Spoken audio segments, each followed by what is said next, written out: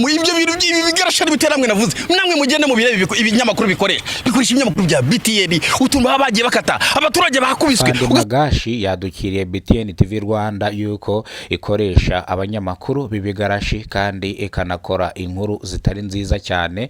Ni mu rero Afande Magashi yarari ku rukiko aho Ndahiro Papi Valens yararimo aregwa ibyaha ntari buze kuvugira hano kuri mikoro na burenganzira bamaye byo kubitangaza. Nibwo rero Afande Magashi yarari ku rukiko magingo ayangaya ndetse atangira gusebya itangaza makuru rya BTN ko ari ryo ritangaza amakuru atari meza, amakuru adasesenguye, kandi akomeza no kwita abanyamakuru ba BTN TV Rwanda yuko ari bigarashi. Ni imvugo yumvikanye kandi imvugo ni imvugo nyandagazi, kandi bigiye Mutesi Scovia yigize kubivugaho yuko nawe uyu Mukaritasi Afande Magashi yigize kumwita ikigarasha kugira ngo Afande Magashi azamuke. Cyangwa umuturage ngo yakubiswe mu birenge n'ibiki ubikarangira utabajije umuyobozi w'umurenge niko twakubise umuturage. BTN yagarika gukora kugira ngo oya nabakore ariko babarasinga inkuru baba banyamwuga. Scovia nawe ati Mutesi nk'umuyobozi wa RMC aravuga ati Magashi ntajya aregwa, ati nzu umuntu urenze umwe wareze Magashi muri ribu, ariko ribu nigeze itumiza Magashi. Waba uri gatiki, uri umuntu umeze ute muri iki gihugu udashobora gutumizwa na ribu? Ibaze nawe icyo kikwereka rero nyine abanyamakuru batarabumwuga. Irango urabyiyumviye ko Afande Magashi yongeye kwataka Mutesi Scovia avuga yuko atari umunyamakuru umwuga. Ngira ngo urabyiyumviye ntago ari ibintu mvuze bitavuzwe na Afande Magashi. Afande Magashi avuze yuko rero abanga batari abanyamakuru b'umwuga. Ni gute ufata umuntu nka Mutesi Scovia ukavuga yuko ari umunyamakuru utari umwuga? Kandi Mutesi Scovia murabizi ko ajya no kuvugana na perezida w'u Rwanda mu banyamakuru yahamagajwe mujye mubona ara mu burasirazuba bwa Kongo. Mutesi Scovia ahantu hose abahari kandi ni n'umuyobozi mukuru ukuriye abanyamakuru. Bivuze ngo Mutesi Scovia ni umunyamakuru wabigize umwuga, ariko Afande Magashi arakuvuga ko ari umunyamakuru utarabigize umwuga. Ese Magashi ashingiye ku cyese ubundi Magashi agamije iki? Nuko kwamamara kubera ko YouTube yiwe yari maze abantu bari bamaze igihe batayikurikirana. Ese arashaka kongera kugarura abantu bamureba? Kandi akenshi yatangiye kuzima araza kuri kamera akavuga amagambo adahwitse agatangira gusebya abandi. Bivuze ngo Afande Magashi nicyo agenderaho. Nibwo bwo bwa mbere gize ko no muyoboro kora subscribe ufungura inzogera nje twinjire mu nkuru neza twitonze twinonosore gatanu kuri kagenzi kako tuvuga akandi ku kandi.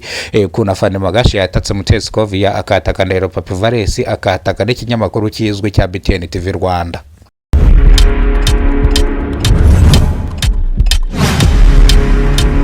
Hari ku itariki 14 z'ukwezi kwa gatanu 2026 ahanga ari ku rukiko rw'ibanze rwa Nyarugenge aho Ndahiro Valens Papi yari yaje kuregwamo ibibazo bikurikira. Ibirego bye ntago ndibuze kubitangaza koko nta burenganzira mfite. Icy'ingenzi nyamukuru na magambo Magashi yavugiye hano nicyo kintu nje kubagezaho, nibyo bintu nje kubabwira n'impamvu Magashi yavuze, n'impamvu Pastor Claude nawe yagaragaye hano n'abandi banyamakuru benshi bakahita bagaragara hano bakaza kuvugisha Afande Magashi. Hari ku itariki rero zisanga 14 z'ukwezi kwa gatanu 2026 hari ku rukiko rw'ibanze rwa Nyarugenge aho Ndahiro Valens arimo aregwa ibirego bikurikira ntari buze kubabwira. Afande Magashi nibwo yatatse abanyamakuru batandukanye ba BTN TV Rwanda avuga yuko bakora amakuru atari meza atanonosoye, kandi akomeza abita ibigarashi mu mvugo yagiye akoresha nyandagazi. Avuga yuko abanga bari abanyamakuru batabigize umwuga, kandi ikindi BTN TV Rwanda ikorana n'umutwe urwanya leta. Ngira ngo ibingi Afande Magashi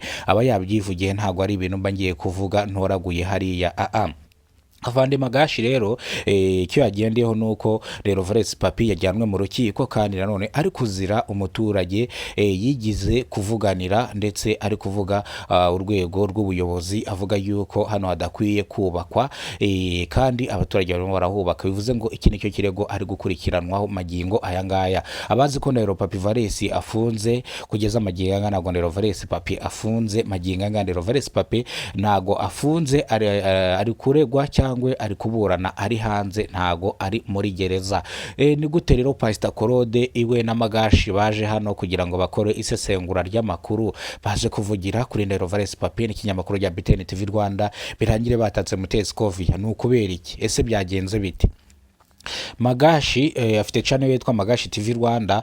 Magashi rero we afite channel yagiye kuzima nibwo aza kwataka abanyamakuru akagenda bavuga kugira ngo channel yiwe yongere irebwe cyangwa yongere izamuke. Maginganga yise Mutesi Kovia yuko ari umunyamakuru utabigize umwuga. Kugeza Maginganga rero Mutesi Kovia nta kintu yigize amuvugaho, yavuze yuko n'ubundi uwo Magashi aza abantu batatu bamureze mu bugenzacyaha bari ko Magashi nahamagazwa ngo abazwe impamvu yita abantu ibigarasha. Kugeza Maginganga rero Mutesi Kovia we yarabyihoreye, kandi ikindi arasaba inzego zibishinzwe yuko uyu Magashi yakurikiranwa. Maginganga ntago abantu bazajya bakora ibyaha ndetse barebera cyangwa inzego z'ubuyobozi zirebera ibyaha nibimara kugera kure barubwo batwika esasi cyangwa amavuta ya leta baza gufata abantu bibavunye, kandi barakwiye kuba babafata bagikora ibyaha ahubwo bakabafata ibyaha byarabaye byinshi.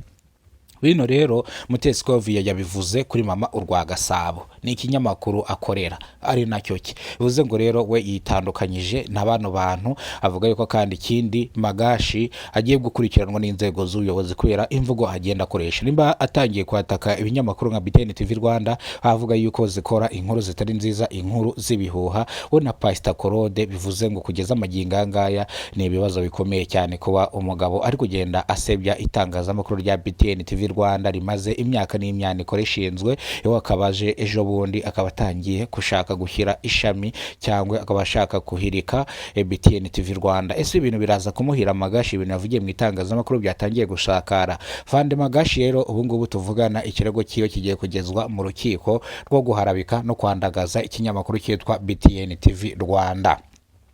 Ni mugendero Papi Valens nawe uru rukiko ari kurerwamo yatashye ari mu rugo. Amakuru mbafitiye nuko adafunze, Maginganga arakomeza gukora nkuko bisanzwe, ariko akagomeza yitaba urukiko mu gihe bamuhamagaje, bitewe n'amagambo yagiye acaracara ku nkoranyambaga bavuga yuko Ndahiro Papi Valens yabafunze, ariko Maginganga amakuru mbahaye nuko adafunze. Ngayo nguko rero Mutesi Kovia yavuze yuko Fande Magashi niyongera kumwataka we azamugeza kure. Fande Magashi nagume akora ibyiwe, kandi ntago ibintu nk'ibi ngibi ba Mutesi Kovia bajya babivugaho, bavuga ibintu by'ukuri. Kandi kugeza Maginganga Mutesi Kovia avuga yuko igihe abanyamakuru bazatangira kwataka Afande Magashi azashyigikira abanyamakuru, kubera yuko n'ubundi Afande Magashi niyumva, kandi Mutesi Kovia ni umuyobozi w'abanyamakuru, bivuze ngo rero arica akanakiza. Ni umunyamakuru w'umwuga, nubwo Afande Magashi yamwise ngo ni umunyamakuru utari umwuga, ariko Mutesi Kovia ni umunyamakuru w'umwuga. Ngayo nguko rero reka amakuru yacu tuyasubikira hano. Amakuru nakagaruka nihagira ibindi biza gutangazwa na Mutesi Kovia na Afande Magashi byose ndaza kwibagezaho, ndetse niyo ngo witwa Pastor Claude yagaragaye ku rukiko rwa Nyarugenge rw'ibanze. Ndakomeza makurikiranire amakuru kuri gatanu kuri kagenzi kako nyabona mita ari update mita nyabashyiraho kugeza amagingo aya ngaya. Turabakunda cyane, Imana ibahereze umugisha, ubuzima buzira umuze. Nimba utarakora subscribe yikandeho ufungure inzogera. Ni Kidasamura TV Rwanda mu mujyi wa Kigali mu karere ka Gasabo ku rukiko rw'ibanze rwa Nyarugenge.